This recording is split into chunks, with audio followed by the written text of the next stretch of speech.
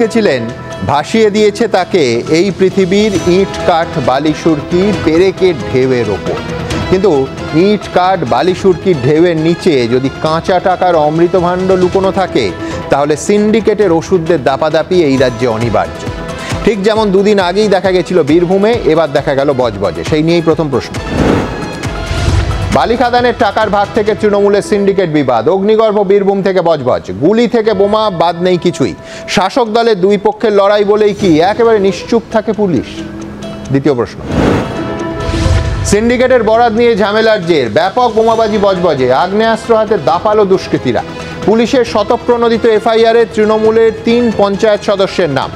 কাঁচা টাকার দখল ঘিরেই কি ক্রমশ বেলাগাম হয়ে উঠছে দুষ্কৃতীরা? তৃতীয় প্রশ্ন। বালি খাদানের টাকার ভাগ নিয়ে সংঘর্ষ, বোমাবাজিতে উত্তপ্ত বীরভূমের কাঁকরতলা। ঘটনার জেরে পরশুই সরিয়ে দেওয়া হয় ওসিকে। মুখ্যমন্ত্রীর বারবার হুঁশিয়ারির পরেও কেন বদলায় না কয়লা, বালি, পাথর খাদানের খণ্ডচিত্রগুলো? চতুর্থ প্রশ্ন। রাত 11টা বাজলেই সমাজ বিরোধীদের যাতায়াত বাড়ে এলাকায়। থানা ও ডিসি নটকে চিঠি দিয়েও লাভ হয়নি। সেন্ট্রাল অ্যাভিনিউয়ের প্রৌঢ়াকে অস্ত্র দেখিয়ে লুঠের ঘটনায় অভিযোগ খোদ তৃণমূল কাউন্সিলরে। দুষ্কৃতী দমনে কেন শাসক দলের নেতাই ভরসা রাখতে পারছেন না পুলিশ প্রশাসনের ওপর? এই প্রশ্ন তো উঠবেই। এই অনুষ্ঠান 2017 সালে শুরু করতে যাচ্ছি, কৃষ্ণাদি ফোন করলেন। আমি কলকাতা শহরে নেতাজি ভবনে ভাড়া বাঁধা হয়েছিল, সেখানে একদল দুষ্কৃতী গিয়ে সেই সারাইয়ের কমিশন, সেই সারাই থেকে একদম এই আমি বলছি ঘণ্টাখানেক, হ্যাঁ ঘণ্টাখানেক সঙ্গে সমন অনুষ্ঠানে লাইভ বসলেন কৃষ্ণাদি, এই গোটা বিষয়টা বললেন। আমি বলছি এই কলকাতা শহরে বিরোধী দলগুলো তারা কত পাশে দাঁড়াচ্ছে মানুষের। আমি বলছি এটা কিন্তু মানুষের প্রতিদিনকার সমস্যা, এবং এই বিষয়ে কমপ্লেন করলে আবার তার যে প্রত্যাঘাতটা হবে হয়তো তাতে মানুষ ভয় পান। যখন দাঁড়িয়ে বিজন সেতুর উপর দাঁড়িয়ে অতগুলো মানুষকে জীবন্ত জ্বালিয়ে দেওয়া হয়েছিল তখন মানুষের ভয় লাগে। সুমন দা, আমি একটা কথা বলি, আজকে দাঁড়িয়ে পরপর একের পর এক ঘটনা বলতে পারি, কলকাতার তুমি নীলোফারেরই বলো, যতই বলো, তখন মানুষের ভয় লাগেনি। তো ভয় ঢুকিয়েছে কারা? ভয় হয়েছে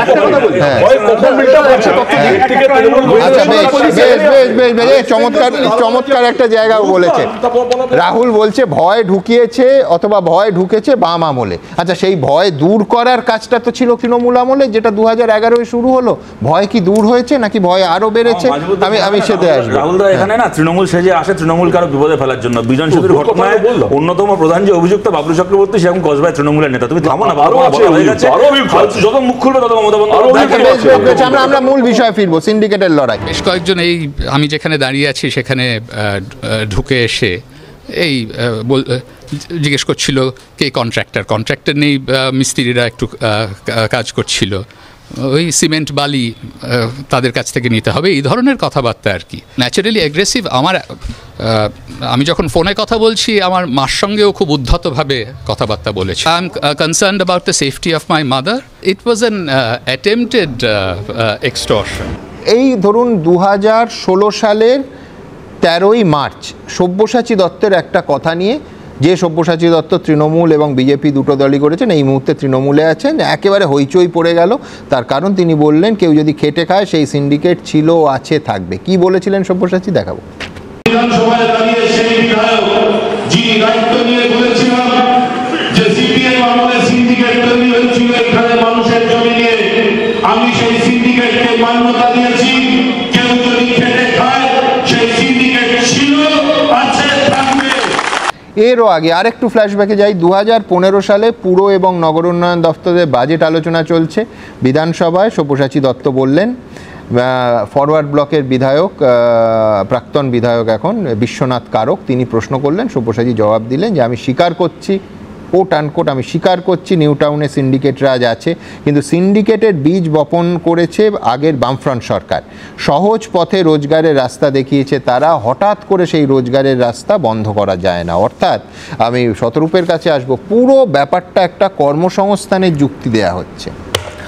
দেখুন, দূরাত্মার ছলের অভাব হয় না, ওরা ওদের যুক্তি দেবে, তাতে আমার বলার কিছু নেই। আমি কতগুলো কথা বলছি। সুমনদা, তোমার প্যাকেজে সুগত বসুর কথা একটা পুরনো ঘটনা দেখালে, যেখানে উনি বলছেন যে ওনার বাড়িতে কিছু সিন্ডিকেট বাহিনী গিয়ে হামলা করেছে সুভাষচন্দ্র নেতাজির বাড়িতে, ওনার সাথে ওনার মায়ের সাথে দুর্ব্যবহার করেছে।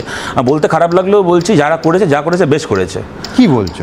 এই কারণে বলছি, আপনি ভাঙড়ে গিয়ে বলবেন আরাবুল তাজা নেতা, আরাবুলের সংগ্রামী অতীত আমাকে অনুপ্রেরণা দেয়, তো ভাই আপনার ভবানীপুরের আরাবুল যখন আপনার বাড়িতে আসবে তাকে গালাগাল দিয়ে লাভটা কি? আপনি ভাঙড়ে আগুন লাগিয়ে ভবানীপুরে শান্তিতে বাস করবেন? ওইসব হবে না। যদি আপনি ওখানে আগুন লাগান, সেই আগুন আপনার বাড়ির চৌকাঠ অব্দি পৌঁছাবে। যা করেছে বেশ করেছে আপনার সঙ্গে। আপনাদের মতো লোকেদের জন্য বাকিদেরকে ভুগতে হচ্ছে। আমি কতগুলো কথা বলি সুমনদা। দেখো, আজকে যেগুলোকে নিয়ে আমরা আলোচনা করছি, ডায়মন্ড হারবার এবং বীরভূম, দুটোই হচ্ছে বিরোধী শূন্যতার মডেল আমাদের পশ্চিমবাংলায়। ডায়মন্ড হারবার, যেখানে কোনো পঞ্চায়েতে মিউনিসিপ্যালিটিতে কোথাও কেউ দাঁড়াতে পারে না, অভিষেক বন্দ্যোপাধ্যায় রেকর্ড মার্জিনে যেতেন। বীরভূম, যেখানে আজকে 15 বছর ধরে পঞ্চায়েতের ভোট হচ্ছে না। অর্থাৎ এই দুটো জায়গা, এই দুটো জেলা বাদ দিলেও বিভিন্ন জায়গায় আমি এই দুটো উদাহরণ এই কারণে দিচ্ছি, যখন ওখানে কোনো বিরোধী প্রার্থী দিতে পারবে না, তখন ওরা বলবে যে আমাদের গোটা তল্লাটে তৃণমূল ছাড়া কেউ নেই, সবাই এখানে তৃণমূল, তাই কোনো বিরোধী দল প্রার্থী দিতে পারছে না। তারপর যখন গুলি চলবে, বোম পড়বে, তখন বলবে যে না, এর পেছনে কারা আছে দেখতে হবে, কোন দলের উস্কানি আছে দেখতে হবে। সুতরাং এটা কিন্তু ওই আবার দূরাত্মার ছল। 3 নম্বর, আমরা যে আলোচনাটা করছি না, পুলিশ এখানে কি করছে সুমনদা, এই মানে গাজওয়ারি সিন্ডিকেট রাজ টিকতে পারতো না পুলিশ সঙ্গে না থাকলে। এবং এটা সলিলদারা আমার থেকে ভালো জানবেন, অত্যন্ত দায়িত্ব নিয়ে বলছি এই কথাটা।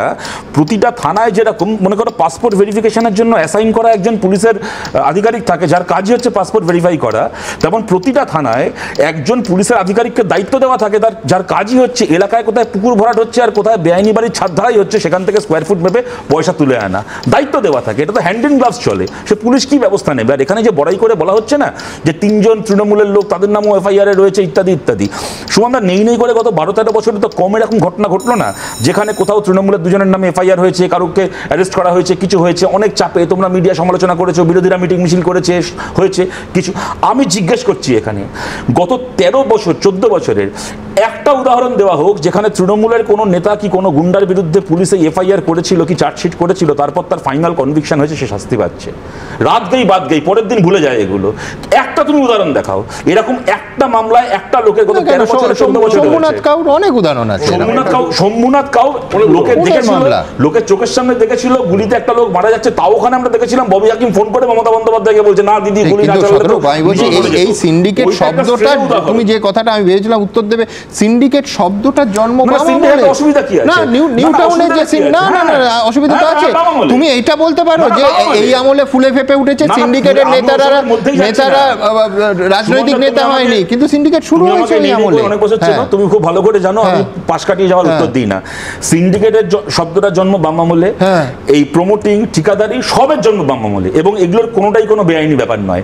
সমস্যাটা সেই, শেষ করিনি প্রশ্নটা শুনেছি, সমস্যাটা এইখানে হয় যেখানে কোনো কতগুলো পাড়ার বেকার ছেলে মেয়ে তারা মিলে সিন্ডিকেট বানিয়ে ইট বালি সিমেন্ট সাপ্লাই করবে, বিল্ডিং সাপ্লাই করবে, প্রমোটিং করবে না, সেটা বাড়ির মালিক বা যিনি আছেন তার স্বাধীনতার মূল্যে একদম আমার গাজওয়ারি করে সিন্ডিকেট চলে। আমার এখানেই মনে হয় যে আমার সাথে তুমি একমত হতে পারবে যে আজকে আমরা অতএব আলোচনা করছি সিন্ডিকেট ফরমেশন কি প্রমোটিং নিয়ে নয়, সিন্ডিকেট বা প্রমোটিং এর নামে গাজওয়ারি এবং গাজওয়ারিটাকে ইমপ্লিমেন্ট করার জন্য বোমাবাজি গুলি চালানো নিয়ে, এইটা বামফ্রন্ট আমলের সৃষ্টি না। এটা বোমাবাজি গুলি চালানো বলতে পারবো না, কিন্তু গাজওয়ারি বাম আমলে ছিল এবং নিউ টাউন এলাকাতেই ছিল।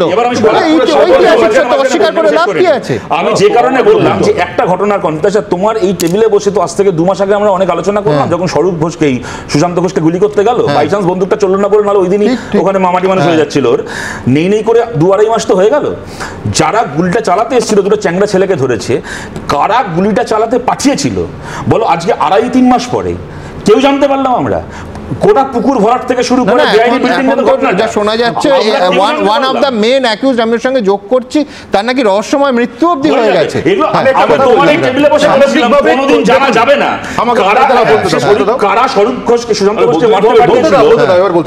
দেখুন, একটা প্রশ্ন আসছে যে তৃণমূল নেতারা কি ধরা পড়ে, এটা একটা মৌলিক প্রশ্ন, কিন্তু সামগ্রিক চিত্রটা আপনি দেখুন, যত কেস রেজিস্টার হয় তার 87% কেসে ওয়েস্ট বেঙ্গল পুলিশ কিন্তু চার্জশিট দেয়, কিন্তু কনভিকশন রেট কত 14% মাত্র। তার মানে যে চার্জশিটও দেয় সেটা ত্রুটিপূর্ণ চার্জশিট এবং তাতে কনভিকশন হয় না। 14% আর আমি এনএসও ডেটা দেখিয়ে দিচ্ছি, সম্পূর্ণ ভিন্ন প্রসঙ্গ। সিবিআই আর ইডির কনভিকশন রেট কত জানো? সিবিআই এর conviction rate 74.5%. It has been answered in the Rajya Sabha এবং প্রশ্নটা করেছিলেন শান্তনু সেন রাজ্যসভায় থাকাকালীন। আমি বলে দিচ্ছি এনআইএ এর সাকসেস রেট গত বছরে 100% আর হলিস্টিক্যালি দেখতে গেলে 95%। সেজন্য এই কম্পারিজনটা চলে না। ইডিটা বললে না। আমি বলে দিচ্ছি আরেকটা কথা বলি, বলছি শোনো তথ্য আছে একটু বলতে দাও। আর যেহেতু একটা কথা বাম প্রতিনিধি বললেন যে জব জেনারেশনের জন্য সিন্ডিকেট বিগত 7 বছরে এনএসও ডেটা বলছে